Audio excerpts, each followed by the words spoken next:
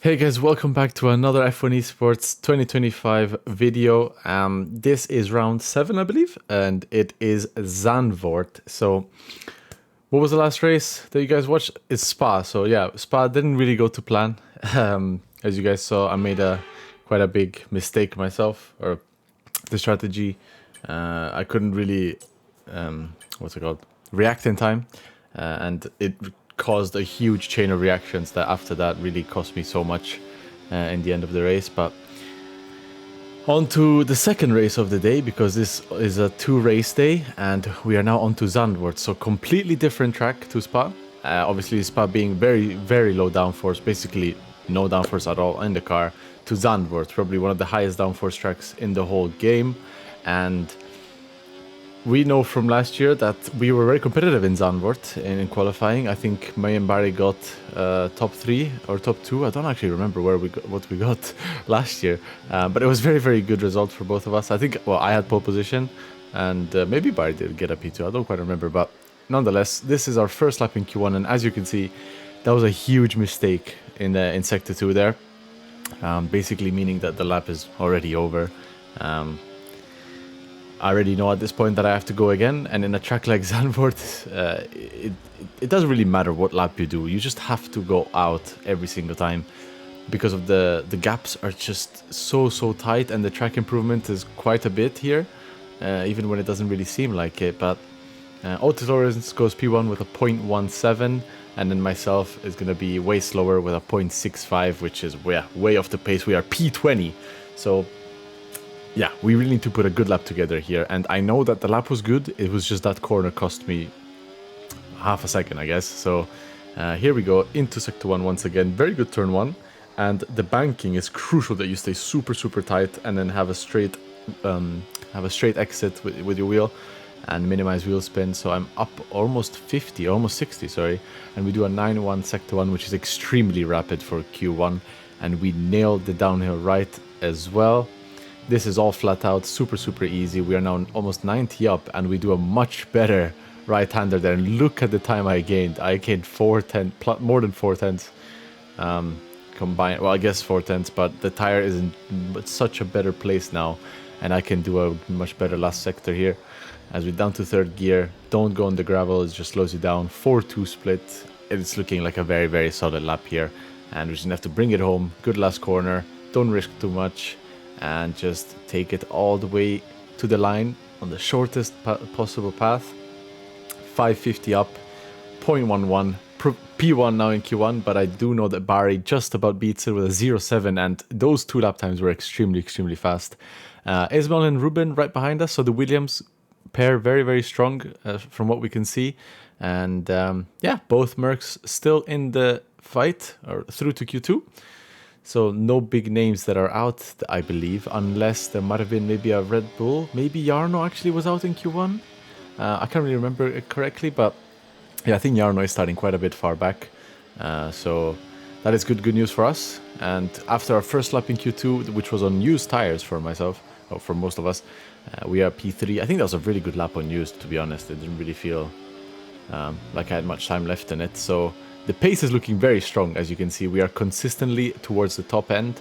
We do miss the apex there, though, in turn 3 banking, and we actually lost so much time, even though it doesn't really seem like it. But it's not like real life where you can go wide and just carry that speed and momentum throughout the corner and then on the exit. For some reason in this game, if you just stay tight and have like a good exit with no wheel spin, you're just quicker. So yeah, it is what it is. We're now 1.5 tenths up, and it's looking like a good improvement, but we do need to be in the 7s at this point if we want to think about going into Q3. And Barry does a 0.4, which is very close to a 7, so very competitive lap from him, and we will go right behind him, I believe. 2 tenths improvement, as Ismail does a 9.7, which should put him safe for Q3, and we do a 0.78 in P3. A full 10th behind Ismail, so Ismail did a really good lap there at the beginning of Q2, to be honest. So we just need a small improvement here, and we should be through, honestly, because Alfie just got into P2, and he just finished his lap, so he as long as we beat Alfie, we are sure that he can't beat us anymore. So that's a good position, a free position, sorry. We're now 80 up in Sector 1. That is a very good Sector 1. 8-7. Actually, it could have been a little bit faster if I remember correctly. And again, all flat out. It's so easy now with these cars. This track is just... There's not much more skill into it anymore. It's just who can be closest to the white lines and make least mistakes. As pretty much is every track at this point. Every qualifying is so tight, as you guys saw. I remember Brazil. I'm sure we'll get to it at some point. Brazil was extremely close between the top 10. Anyway, we are 60 up now, looking for a 7 if we do a good last corner here, which we don't. We miss at the apex a little bit, but it should be enough to put us easily safe into Q3, and that's all we wanted. We need to be in the top 10 here with both cars and finally score good points together as a team, because we have still yet to do that. We have failed so far the first 6 races to do that, and we need the big turnaround. And as you can see there, both Mercedes of Jake and Istvan out in Q2. Finally, an opportunity for us to catch or to start catching them back in the Constructor Championship, as we now finish the first run in Q3, sorry, with the used tire with a 0.97, and that was a really good lap. We are P3 with the used tire there, and I do know that Ismail did the lap on the new tire, so again, shows that the pace is there, as we are now on the last lap of Q3. Really good turn 1 there, super crucial to hit this inside curb to prepare the entry here for the banking, and we are more than a 10th, or just about a 10th up. Very good Sector 1, good start to the lap so far. We just need to keep going, bring this momentum. 8-2 first is extremely rapid for our compared to our training. Again, all flat out here, stay tight, hit the curb a little bit, flick the car in, try to not get understeer, which I know is very hard on that corner with the grass on the inside, but we managed it really well. There I had to lift a little bit because I turned in a little bit too early, and if we just turned a bit later there, we would have gained so much time. Still, 2-7 splits, super fast. We do a really good chicane-ish, yeah, we improve. And then last corner here, all sending it, very good turn in. And we do not run wide, because if you do run wide there, you bottom out and you lose so much time. So Barry goes P1 with an 8-0, very good lap, and myself with an 8-2. Very close between me and Barry. Barry gets pole, Isma P2, myself P3, and then Ruben in P4. So it's a Ferrari-Williams scrap at the moment, as Freddie is in P8, Thomas in P5.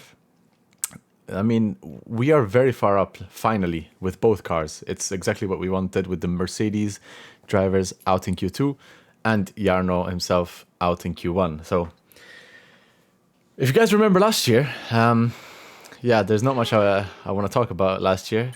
And I couldn't believe at my curse.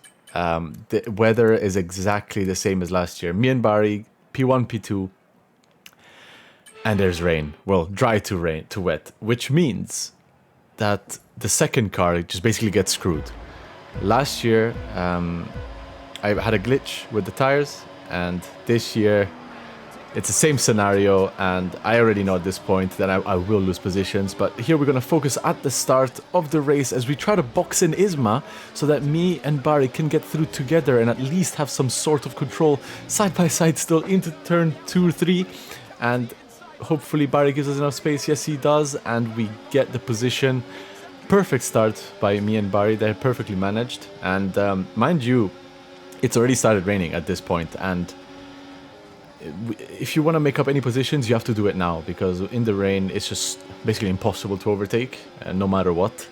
It would have to be a mistake or a big mistake from the car ahead, and the problem here is now I will get screwed.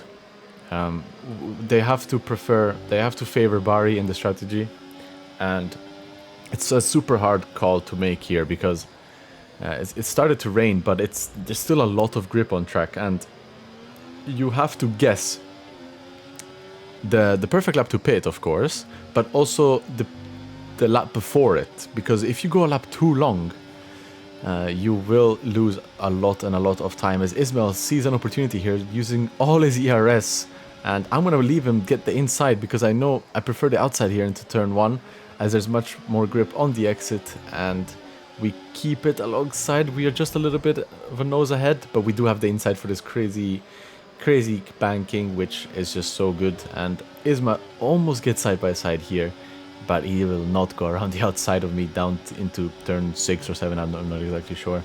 So we keep the position, very well defended. But here is where the discussions are starting to happen. What do we do? Because we are P1, P2, we have everything to lose and nothing to gain. Everyone behind us has nothing to gain, nothing to lose and everything to gain. So if I'm at the back of the train, I think, I might as well pit. But it's still dry, it's still a lot of grip on the track, and if you do a lap on the inter tire on a semi-dry track, you have a lot of tire wear, and that will cost you throughout the whole entirety of the stint. You will be slower, and we just didn't know what the risk was here, and like it was too big for myself to pit. And hindsight is a beautiful thing, and we didn't expect the track to be getting wet as fast as it did. As you see, 9 people are into the pits, so almost half of the teammates, including Jarno for example, have pitted a lap earlier, because they would expect that this is the correct lap to pit, lap 3, which is where all the favored drivers will be told to pit. So Barry for example, Isma as well, and you can see Ruben stayed out as well in the Williams team. I think they had the same thought process as us. We are so far up the grid that it was such a risk to pit early, but at the same time, look at how wet the track is becoming. There's absolutely no grip whatsoever, and at this point I knew. I wanted to rage, like I wanted to scream as loud as I could, but I had to maintain it. I just got so many flashbacks from the year before.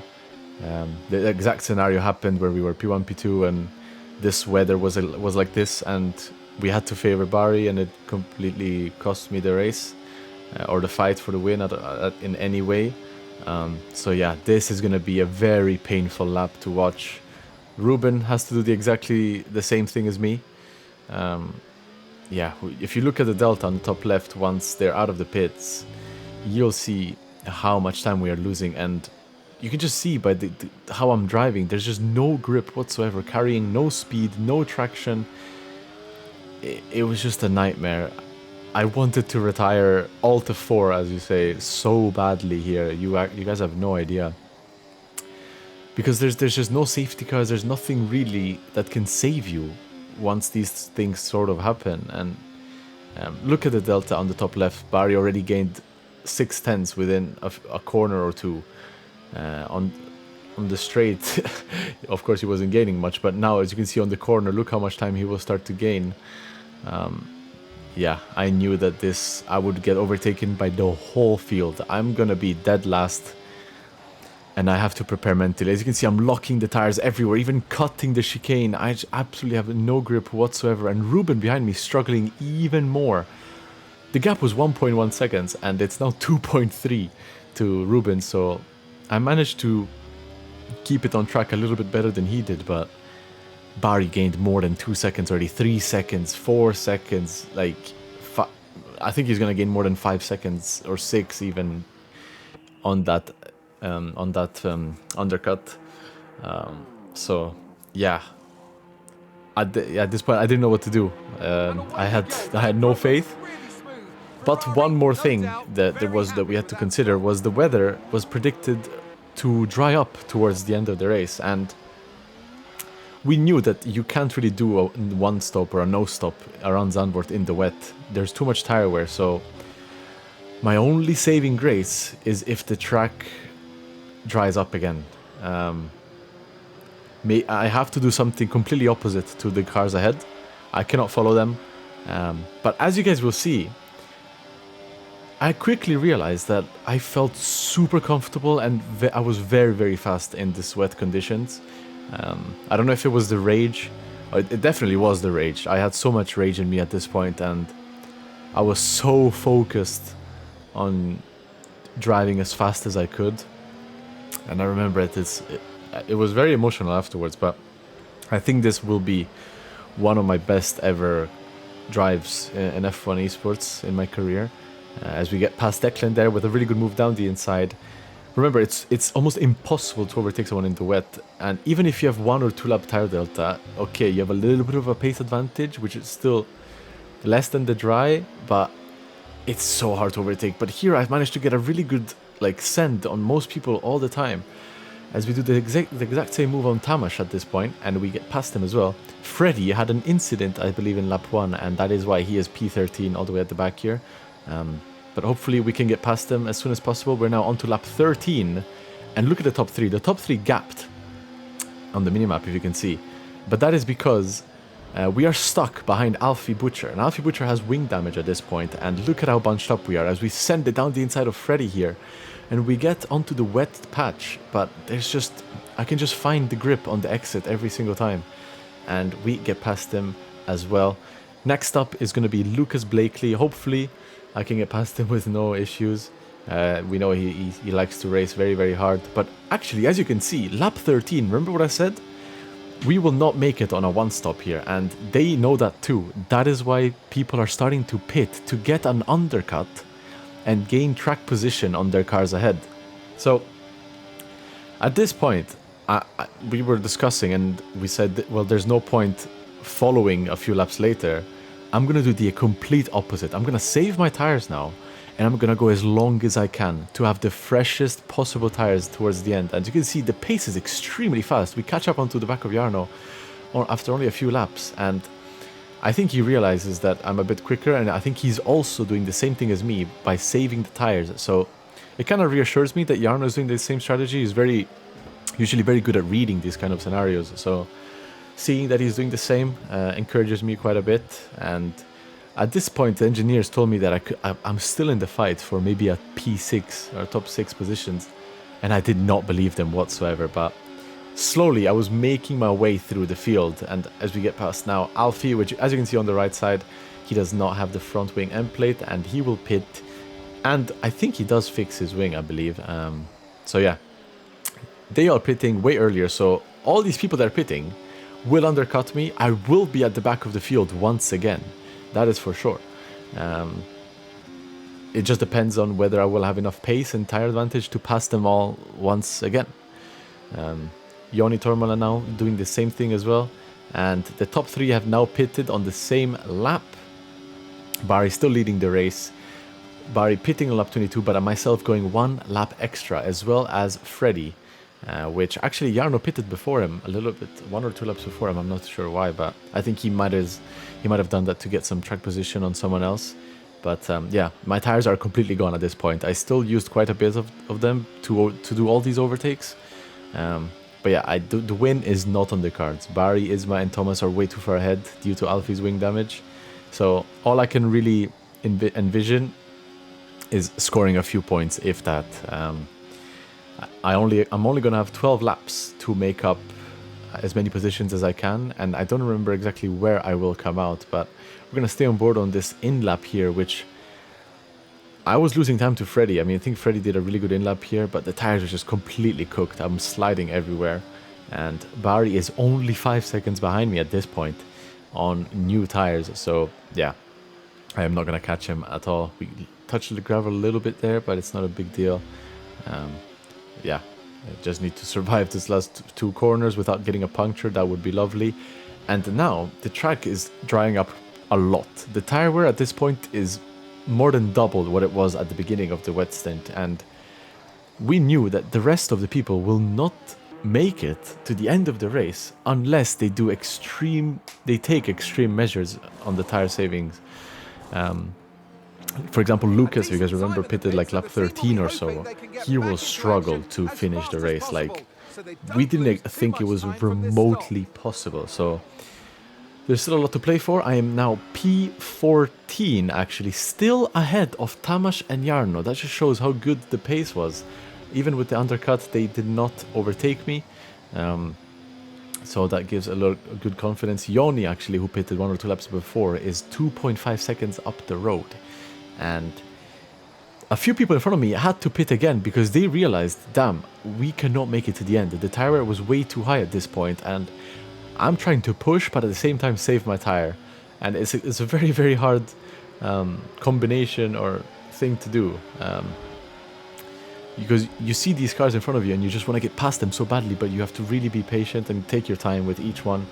I only have 8 laps to go, but we are in the points. We are P9, and considering how the race started, I never thought I would even be close to the top 10 finish today. So we're going to take all the chances we can get, as now Joni and Shanaka going side by side. Shanaka's on pretty much older tires than us, so it shouldn't be too hard of a move here as we go around the outside and have a good exit. Yeah, we have a good exit compared to him. Use some of my ERS, get through, and we see Alfie now and Jake are stuck behind Lucas, and Lucas is still out on those tires that he pitted from on lap 13, and he's making it really hard for us to overtake.